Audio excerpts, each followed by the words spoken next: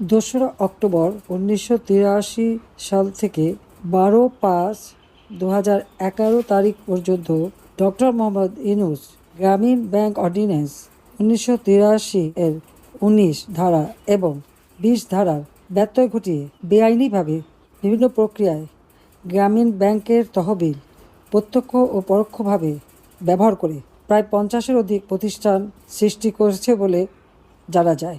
এর মধ্যে গ্রামীণ ব্যাংক সম্পর্কিত যে রিভিউ কমিটি করা হয়েছিল সেই কমিটির প্রতিবেদন মতে 48টি প্রতিষ্ঠান গঠনের তথ্য পাওয়া গেছে। আমি এক এক করে প্রতিষ্ঠানগুলির নাম বলে যাচ্ছি। 1. গ্রামীণ ফান্ড। 2. গ্রামীণ কল্যাণ। 3. গ্রামীণ টেলিকম লিমিটেড। 4. গ্রামীণ শিক্ষা। 5. গ্রামীণ শক্তি। 6. গ্রামীণ কৃষি ফাউন্ডেশন। 7. গ্রামীণ মৎস্য ও পশু সম্পদ ফাউন্ডেশন। 8. গ্রামীণ ট্রাস্ট। 9. গ্রামীণ উদ্যোগ। 10. গ্রামীণ কমিউনিকেশন লিমিটেড। 11. গ্রামীণ সামগ্রী পূর্বাঞ্চল। 12. গ্রামীণ সাইবারনেট লিমিটেড। 13. গণস্বাস্থ্য গ্রামীণ টেক্সটাইল মিলস লিমিটেড। 14. গ্রামীণ নেটওয়ার্ক লিমিটেড। 15. গ্রামীণ ক্যাপিটাল ম্যানেজমেন্ট লিমিটেড। 16. গ্রামীণ সলিউশন লিমিটেড। 17. গ্রামীণ আইটি পার্ক লিমিটেড। 18. গ্রামীণ ব্যবসা বিকাশ। 19. গ্রামীণ ইনফরমেশন হাইওয়ে লিমিটেড। 20. গ্রামীণ স্টার এডুকেশন লিমিটেড। 21. গ্রামীণ ব্যবসা সেবা limited. 22. Grameen bytech limited. 23. Tulip dairy and food products limited. 24. Globe kids digital limited. 25. Rafiq auto van manufacturing industry limited. 26. Grameen সামগ্রী। 27. গ্রামীণ ডানন ফুডস লিমিটেড। 28. গ্রামীণ হেলথ কেয়ার সার্ভিসেস লিমিটেড। 29. গ্রামীণ ডিস্ট্রিবিউশন লিমিটেড। 30. গ্রামীণ fabrics and fashions. 31. গ্রামীণ phone.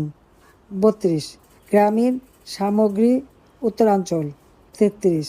গ্রামীণ হেলথ কেয়ার ট্রাস্ট। 34. গ্রামীণ telecom trust.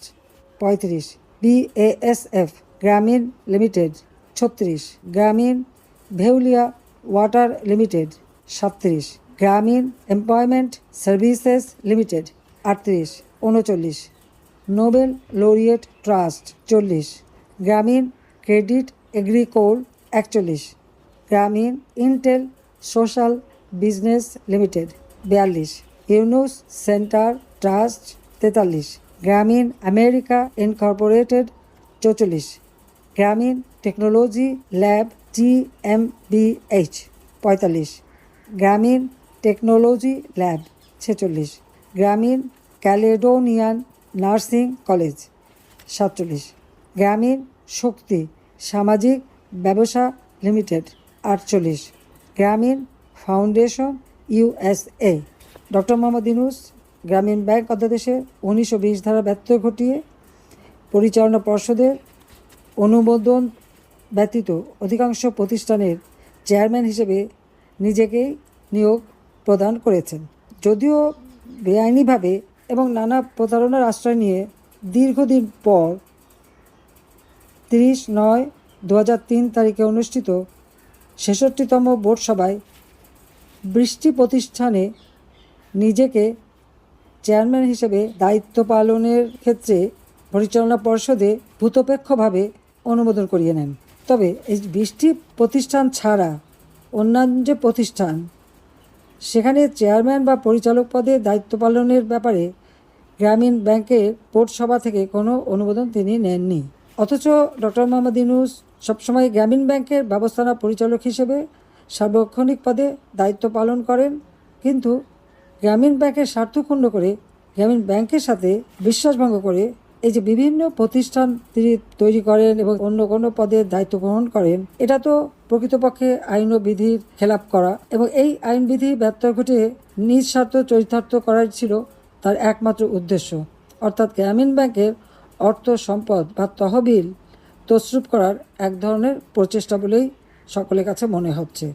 সেটাই হচ্ছে সবথেকে দুঃখজনক, যে গ্রামীণ ব্যাংক ভূমিহীন মানুষকে ক্ষুদ্র ঋণ প্রদানের জন্য সৃষ্টি করা হয়েছিল, আর সেই গ্রামীণ ব্যাংকের নাম ভাঙিয়ে তিনি নিজের ভাগ্য গড়ে তুলেছেন।